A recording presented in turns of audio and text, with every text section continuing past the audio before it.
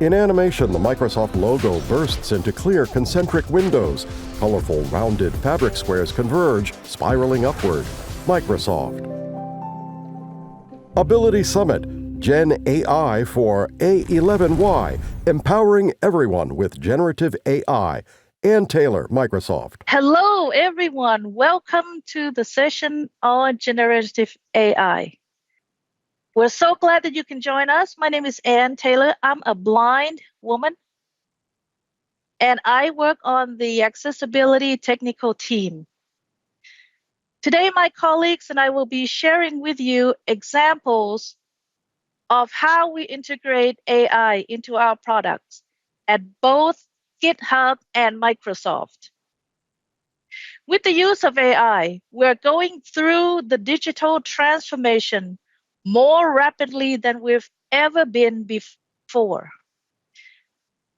I realize that with ever-changing landscape in technologies, and even though it is an exciting time ahead, there's some uneasiness mixed with excitement that we all are experiencing together with AI right now. But no matter what changes we encounter, one thing remains constant, and that is our empowerment mission to create technologies that will empower you to be successful. Now, let's get into the heart of what we're going to be talking about here, which is integration of generative AI into our products. Let's meet the panelists and then dive deeper into the topic of the hour. Hello, team. Thank you for being with me. It is great to have you. I know that you guys are eager to show the demo of the technologies that you've been working so hard on. But before we do that, can we please have each of you introduce yourself as well as tell us a little bit about your work on AI? Sounds good? April, we'll start with you, please. April Dunham. Thanks, Ann. Hey, everyone. My name is April Dunham, and I'm a principal cloud advocate here at Microsoft, leading our Power Platform advocacy team. So I do a lot of work in the AI space related to low-code, no-code, and the Power Platform, and how we can use that to make developing low-code, no-code apps even easier. Thanks, April. Now we move to Rizal. Rizal Scarlett. Hey, thank you. My name is Rizal. I'm a developer advocate at GitHub. Our team is a bit smaller, so I kind of go across the board with different features, but I have like a particular liking to GitHub Copilot, which is an AI assistance tool that helps you to program faster by like writing comments or writing a function, and it'll generate more code for you. Awesome. And Elsa. Elsa Lean. Thanks, Anne. My name is Elsa Lean. I'm a senior design program manager on the AI platform team here at Microsoft. So on the AI platform team, we work on developing the platforms, so the tools and technology for people who want to incorporate AI into their own business. And my role is working on accessibility for the AI platform tools. So that's making sure all of the AI goodness that you can use is accessible for people of all abilities. Thanks, Elsa. To the audience, we have a wealth of knowledge and expertise here at the table. I would encourage all of you to keep an eye on these good folks. They are at the leading forefront of what we're doing here at Microsoft. And now, the moment that everyone has been waiting for, we're going to get into the demo. Panelists, I'm going to ask you two questions as you are demoing. Number one, what benefit of your features to persons with disability? How can persons with disability benefit from your features? And number two, how can developers with disability get their hands on your technology today? So let's begin once again with you, April, please. Thank you, Anne. So One of the things that I love about the Power Platform and the no-code, low-code space in general is how it breaks down barriers and allows anyone to develop business solutions. And I think the generative AI story is making that even better by allowing us to leverage these AI features to allow anyone to build apps.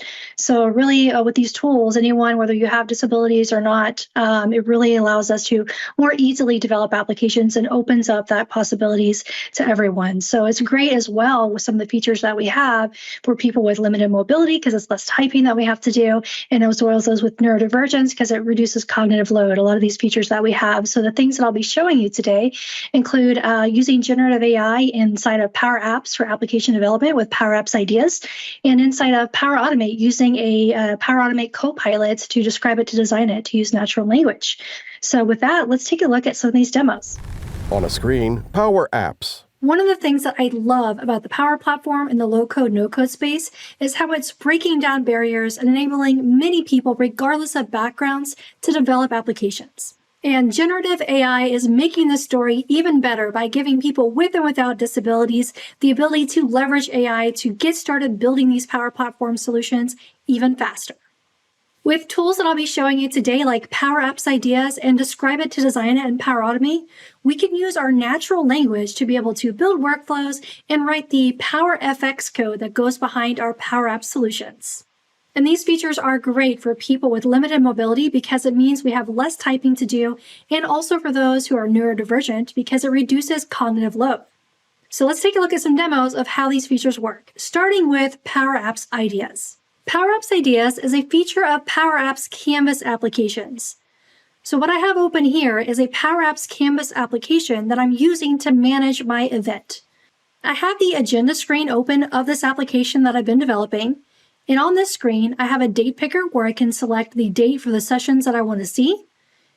And below, I have a list of sessions. Now, there might be some tweaking that I want to do to this application. Some of the inputs that I have on the screen include a session title. Below that, we have the date and time for the session. And then below that, we have the speaker name. Now, one of the things that I might want to do in this application is to format how this date and time is being displayed. Right now, the date and time is showing in a short date format. So it's 9-19-2022 with 11 a.m. as the time. Now, one of the things that I might want to change here is to format this in a long date format so that includes the date of the week and the month name spelled out. Now, rather than having to go and bing the Power FX code to make that happen, I could simply use the Power Apps Ideas capability that's built into Power Apps. I can select our date-time object from the screen, and when I do that, in the upper right-hand corner of the object, we'll see a purple rectangle that has a light bulb icon and a drop-down arrow. I can select that drop-down, and this will give me my Power Apps Ideas options.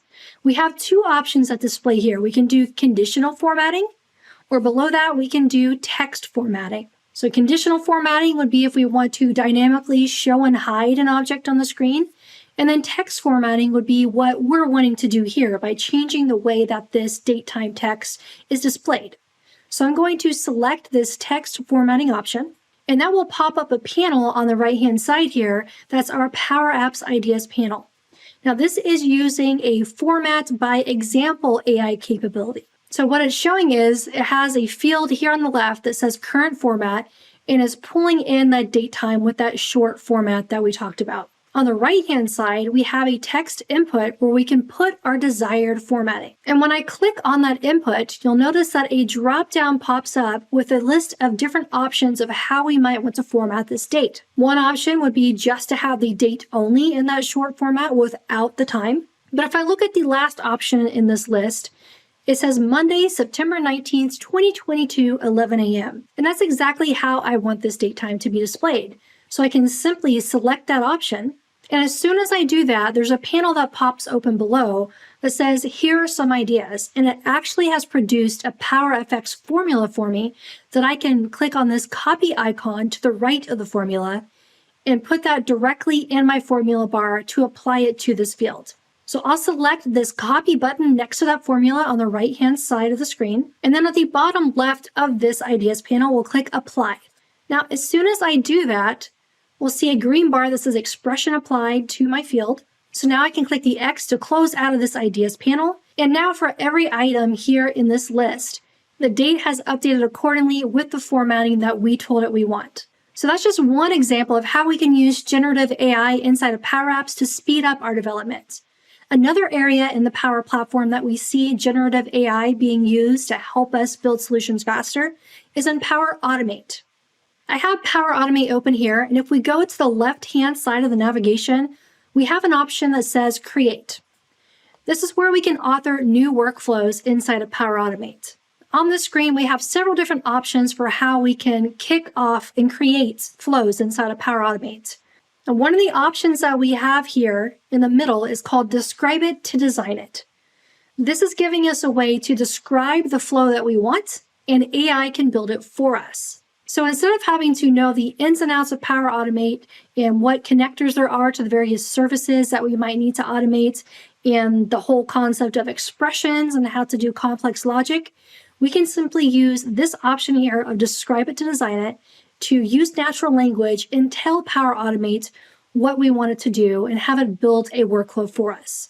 So to use this, we'll select the Describe It to Design It option, which is the fourth option on the Start from Blank screen.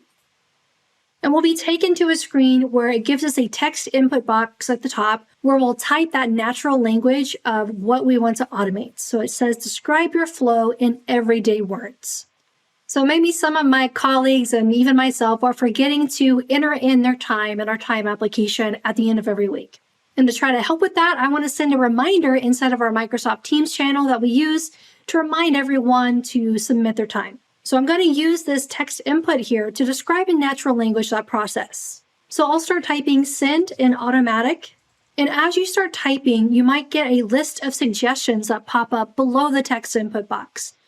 So far I've typed send in automatic, and we have different suggested flow descriptions. And we actually have one that meets my need. It's send an automatic message to a Teams channel once every week. That happens to be what I'm wanting to automate here, so I can select that from the list of descriptions below. And now it's displaying a message below with the suggested flow. It's suggesting a flow that has a recurrence trigger so that we can run this on a certain interval. And it has an action to post a message in a chat or channel inside of Microsoft Teams. That seems like everything that I'm needing, and if that looks good, I can select the next button in the bottom left-hand corner. I'll be taken to another screen where it's asking me to confirm and review what connectors are going to be used in this flow. If everything looks good on the screen, it's only using the Teams connector. I can select the blue next button in the bottom left-hand corner. And now we just have one more panel that pops up where it's asking me to fill in the details about the message that I want to send in Teams. So we have a drop-down at the top to select the team that I want to post in. So I can select this drop-down, and I want to post in my IT team. So I'm going to select that from the drop-down here, which is the fourth option. We have another drop-down below that to select the channel to post the message in. So once I select the team, I can select the channel drop-down. And I only have one channel listed here, which is general. So that's where we'll put this message. And finally, we have a blank text input here to put our message that we want to post. So I'm going to keep this one simple, and we'll just say, Happy Friday.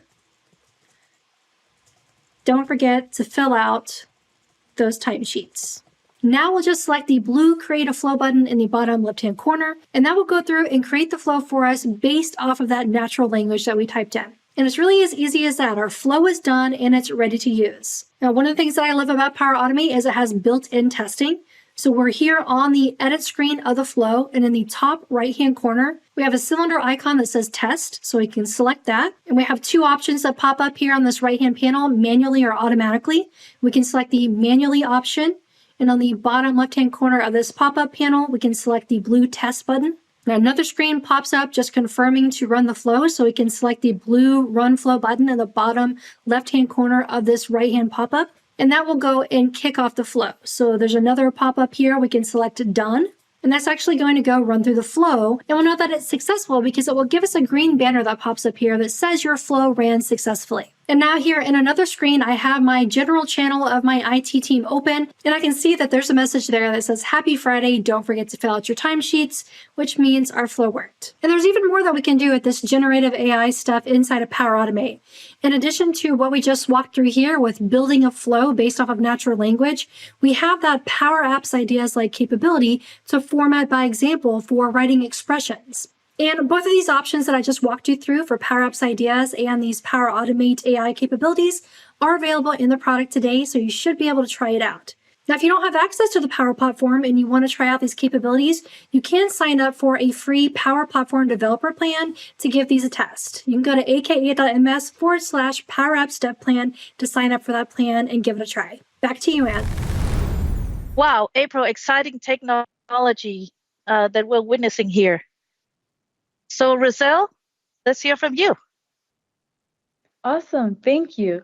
Similar to April, GitHub Copilot can help folks with disabilities and folks without disabilities. Like at the base, basically Copilot, and you'll see this in my demo. Copilot allows you, like I said, to generate code as you're typing. It helps keep you in the flow. But we also have a voice-activated peer programmer called Hey GitHub, which allows you to code with just your voice, which is great for people with like physical dexterity problems or visual impairment. So you don't actually literally have to type. Another thing that I point out in the demo is that GitHub Copilot is great for psychological safety. Sometimes if you're new to an engineering team or you're a little bit more junior, you might feel nervous to ask questions, but with GitHub Copilot, it can kind of guide you in the right direction and act as a peer programmer that's a little bit more non-judgmental.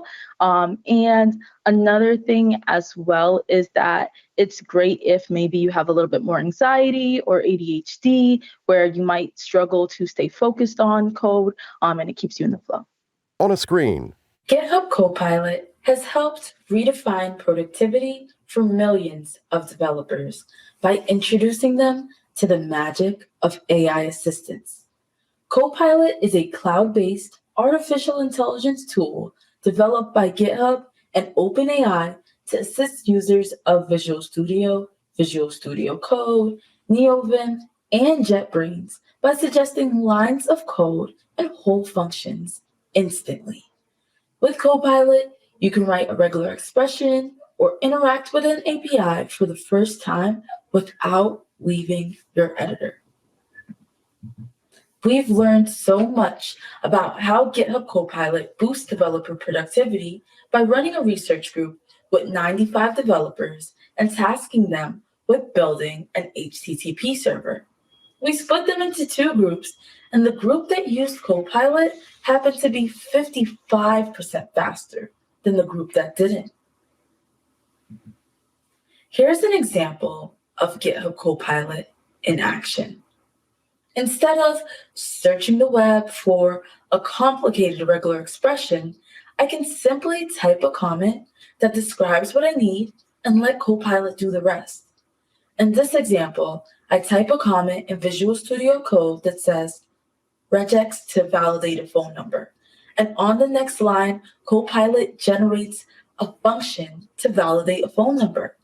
After that, I write a comment that says validate phone number function.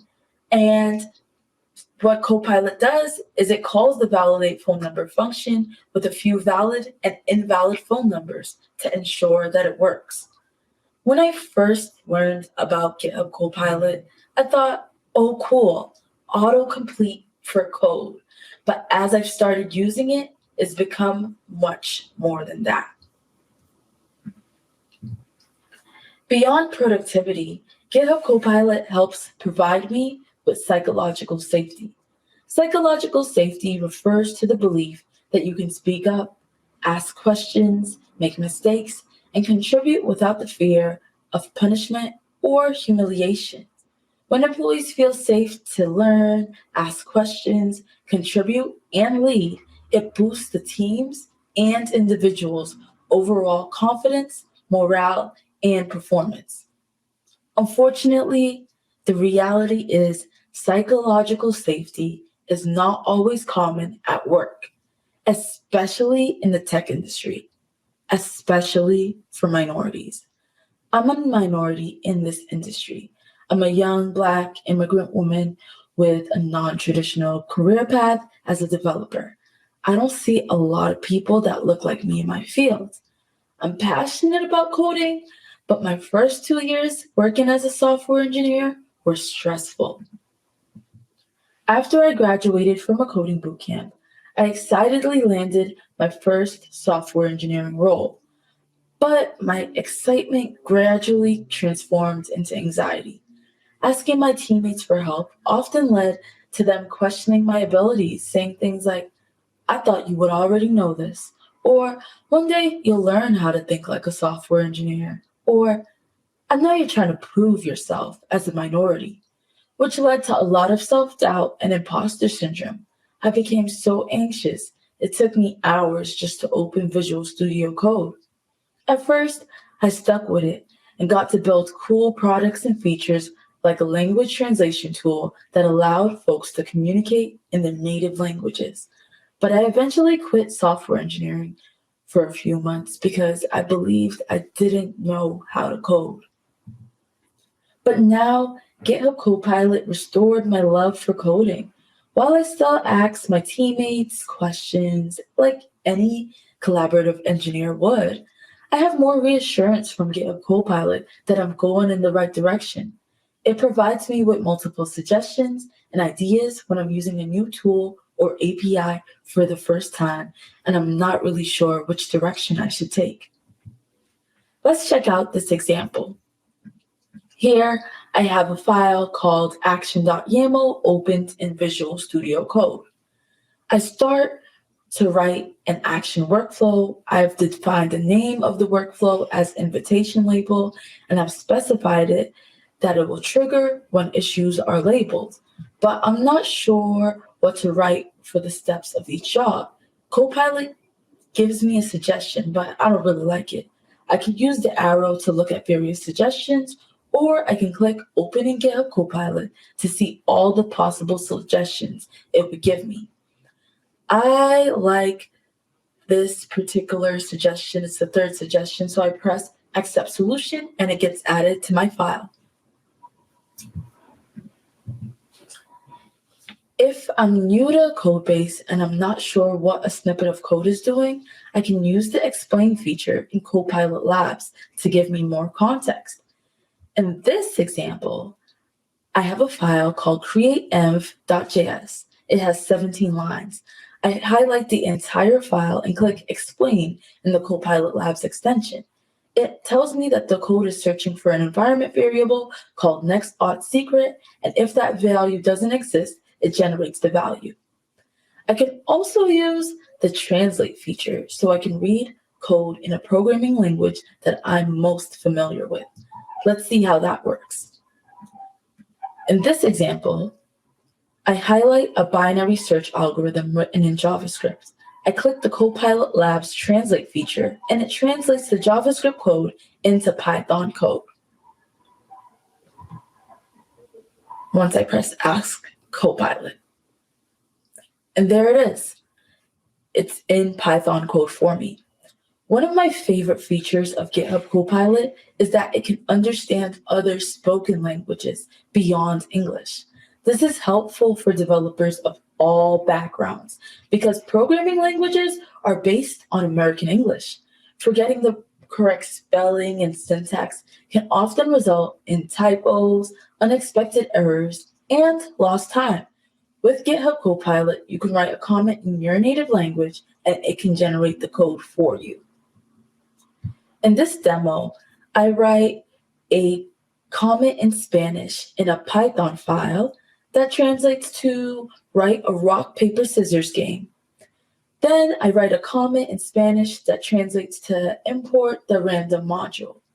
On the following lines, GitHub Copilot imports the random module, defines a main function with the logic for the game, and then after that, it calls the main function.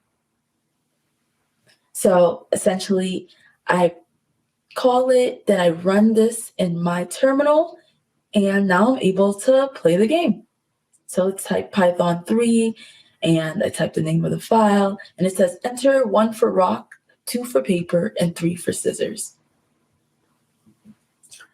In addition to boosting your confidence as you code and reducing your chances of making typos, GitHub Copilot can help you brainstorm ideas when you reach a mental block, jog your memory, and retain focus. Instead of leaving your editor, you can stay in the flow. So far, we've learned that GitHub Copilot is helpful for new developers, developers who speak a different language, and developers who are programming in a new language. But what about the people with challenges we don't often think about, like not being able to type? What if I told you a team of engineers and researchers are working on that? The GitHub Next team is a group of researchers and engineers focused on investigating the future of software development. And they developed a hands-free, voice-activated AI peer programmer called Hey GitHub. Let's see how it works.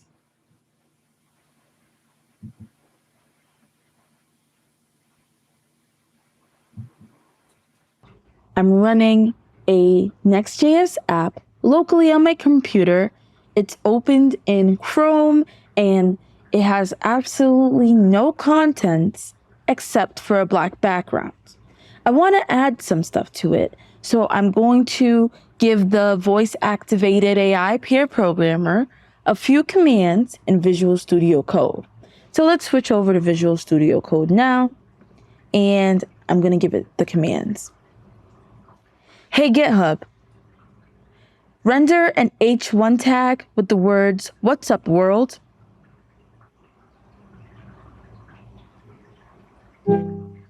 Hey GitHub, save file.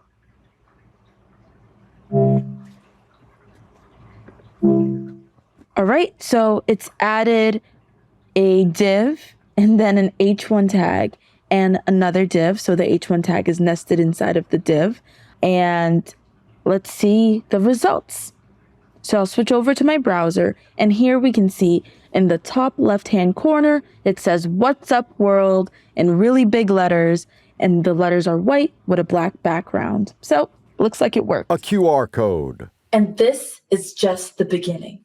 For me, GitHub Copilot, Copilot Labs, and Hey GitHub are tools of empowerment, and they can be used as tools of empowerment for you too. But you don't have to take my word for it.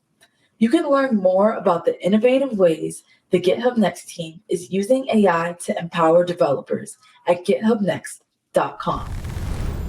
This will really make coding much easier for everyone. Roselle, thank you so much. Elsa, let's turn to you, please. Sure, thanks, Anne. So the features that both April and Roselle showed today are powered by generative AI, right? We know that. That's why we're here. It's what we're here to see. And the generative AI models that power these features are built by an organization called OpenAI. So you might have heard, it's been in the news a lot lately, that Microsoft has partnered with OpenAI, and that's all around bringing these generative technologies to more people. So there's kind of a number of things that we're doing with that partnership. One is the Microsoft team working with the OpenAI team to accelerate development of these models and develop new models and help improve them faster. Some of that is bringing generative technology into our own products. So that's what you see with Power Platform and GitHub and many other products.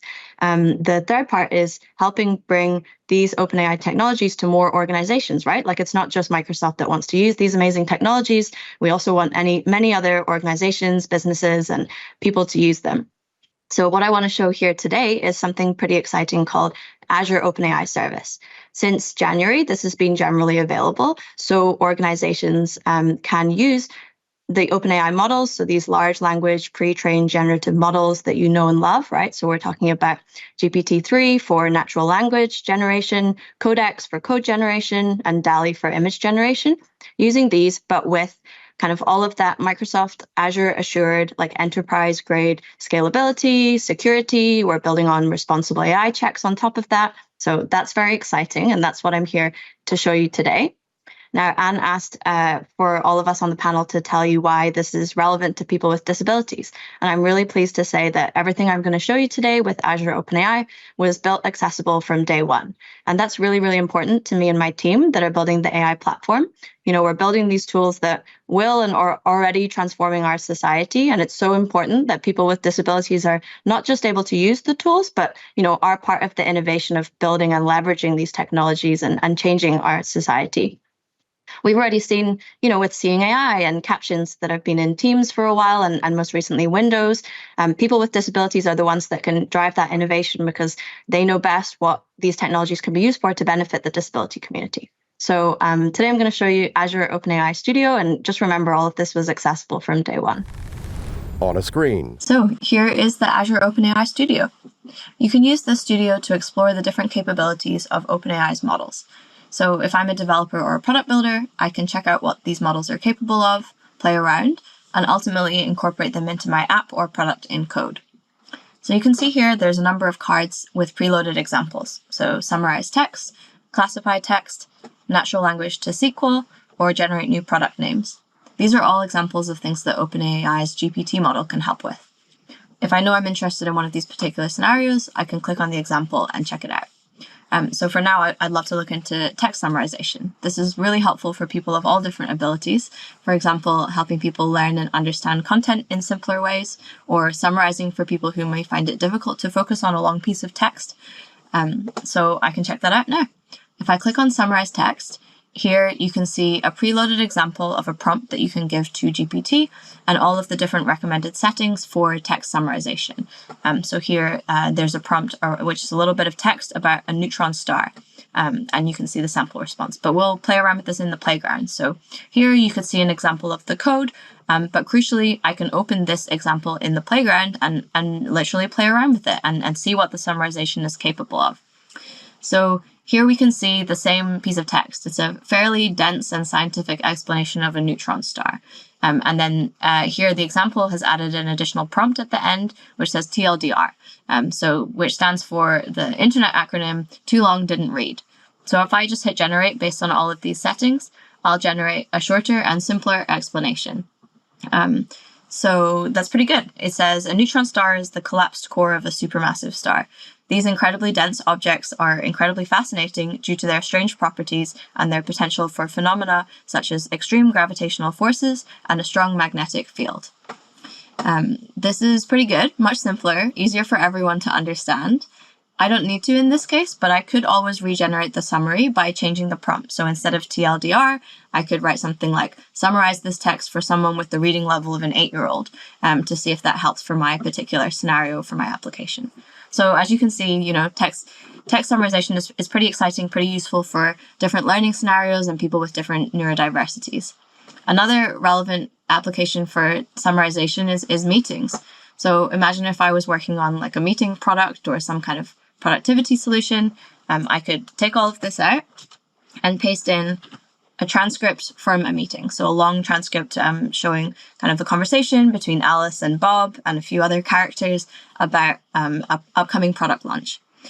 So here I can also show a little bit about the different parameters that are available on the right in the OpenAI playground. These I can tweak to change how the model will respond when I ask it to summarize this meeting. So the temperature one is kind of an interesting one. This affects the probability of GPT's responses. So in other words, what that means is how random the responses are. So a lower temperature will mean the model is more deterministic, so it's going to generate more likely responses. If the temperature is low, it's going to generate pretty similar responses every time. And if the temperature is higher, it may be more likely to improvise and not be based on the text in the prompt. So I'm going to turn the temperature down a little bit, not too much. And then max length is also interesting. This is about the length of the response that the GPT model will give. So if I want a longer summary, I can increase this. I think I'll have it a little bit longer than 60. So maybe something like 275, and we'll play along with that. If the summary is too long and not succinct enough, I can decrease that as well. There's a bunch of other different things that you can play around with in this parameter pane. What I'm going to do is add my suggestion for how to summarize the text in this pre-response text. So that means the prompt field over on the left with the meeting can be focused on just the user's input. So in this case, what the meeting transcript is. And then I always will add a pre-response text that kind of prompts the model, asking it to write a short summary of the meeting and list out the action items. So now when I hit generate, you can see that the pre-response text is added. So there's an additional prompt telling the model to summarize this meeting and list out the actions. Here I can read a short update. It says the team reviewed their progress on the project. It kind of gives a summary of the updates from each of the parties in the meeting, and the action items for the team. So for Bob's team, finished testing and debugging. Carol's team finished designing. And I can play around more if I want a shorter summary or something different, but that looks pretty good to me. Really great if I have trouble focusing during meetings or remembering action items. Also a super useful feature if I wasn't present in the meeting and I want to catch up. So great for everyone. One final thing I can do here, if I'm happy with all of the different parameters that I've set and the kinds of output that the model is producing, I could obviously test it with a few other meeting transcripts. Once I'm happy, I go up to the top and there's a button called View Code. Here, if I view this, basically the sample code is provided here in the programming language of my choice, so I can choose between JSON, Python, or curl, and it's provided all of the code that I need to implement this in my app. So the API key, the prompt, all of the different settings for temperature and max tokens that I've chosen. I can easily just copy this code and paste it into my app, and I'll be ready to implement Azure OpenAI's models in my own product. So that's it. The Azure OpenAI Studio is in general availability today, but it is limited access. So, as you've seen or as you've heard in the news, these OpenAI technologies are pretty powerful. And at Microsoft, we're really committed to making sure that they're used responsibly. So right now, the way that works is all use cases and all customer applications of OpenAI must be registered and approved by us for now. So currently, the service is only available if you are already a managed customer with Microsoft or a partner, and you work directly with an account team of ours. So you can apply for access if you are a managed account to the Azure OpenAI service by filling in a request form at aka.ms/OAI/access. So what I'd like to leave with you today is, we built accessibility in from the beginning for all of these tools in AI Platform, including the Azure OpenAI Studio. We know that these technologies have such potential for accessibility and inclusion. I've shown one example in terms of a learning aid. We're really excited to see there'll be many more examples, I'm sure, that how these technologies will be used for accessibility. And it is really important that the disability community can use these tools. So obviously the service is fairly limited access for now. That's just kind of at the beginning. But please rest assured that, we're prioritizing accessibility in everything we do. And pretty excited to see what you can do with all of these tools. Back to you, Anne. Thanks, Elsa. We can't wait for you, the audience, to get your hands on all of these technologies and see what you could do with them. So while we're still together here, let's let people know what resources are available for the audience to stay up to date on the progress of your projects. Who would like to go first, please? Sure, I'll go first. So for stay up to date with the features and Power Platform and generative AI, really just the Power Platform blogs at blog.powerplatform.com, and then try the features. They're in product today. So if you have Power Platform available, give it a try. And if you don't have Power Platform available or access to that, you can actually get a free developer plan to test out some of the capabilities as well. If you go to aka.ms/Power Apps Dev Plan, and you can sign up and get started using some of these features. Thanks, April. Roselle? Yeah. I think people can go to githubnext.com. GitHub Next is a team at GitHub that is full of researchers and engineers that are working to take the next step in software development.